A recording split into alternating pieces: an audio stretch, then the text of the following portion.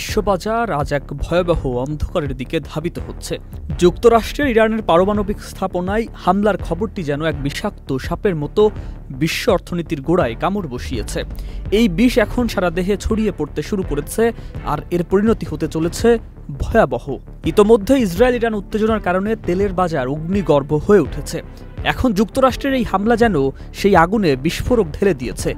বিশেষজ্ঞরা সতর্ক করেছেন, তেলের দাম ব্যারেল প্রতি $100 ছাড়িয়ে যাওয়া এখন সময়ের ব্যাপার মাত্র।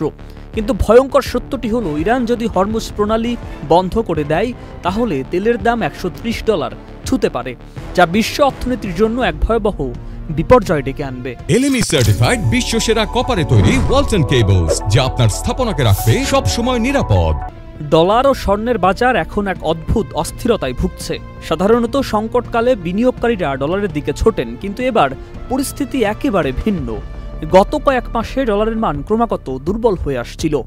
এখন এই সংকটে ডলার কি তার অবস্থান ধরে রাখতে পারবে, নাকি সম্পূর্ণভাবে ধসে পড়বে, তা নিয়ে অর্থনীতিবিদদের মধ্যে তীব্র সংশয় দেখা দিয়েছে। স্বর্ণের দাম রেকর্ড ছাড়ানোর পথে, কিন্তু এই অস্থিরতাই তাও যে স্থিতিশীল থাকবে তার কোনো নিশ্চয়তা নেই। সবচেয়ে ভয়ঙ্কর সম্ভাবনা হলো, এই দীর্ঘমেয়াদী সংঘাত ইরান যদি প্রতিশোধ নেয়, তাহলে মধ্যপ্রাচ্য জুড়ে এক ভয়াবহ যুদ্ধ ছড়িয়ে পড়তে পারে।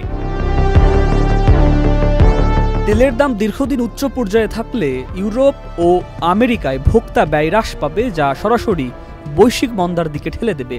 ফেডারেল রিজার্ভ ও অন্যান্য কেন্দ্রীয় ব্যাংকগুলো সুদের হার বাড়াতে বাধ্য হলে তা ইতিমধ্যেই সংকটাপন্ন বৈশ্বিক অর্থনীতির উপর আরেকটি ভয়াবহ আঘাত হানবে। এত সব ভয়াবহতার মাঝেও কি আশার কোনো আলো আছে? বিশেষজ্ঞরা বলছেন, ইরান যদি কূটনৈতিক সমাধানের পথ বেছে নেয়, তাহলে হয়তো এই সংকট কিছুটা প্রশমিত হতে পারে।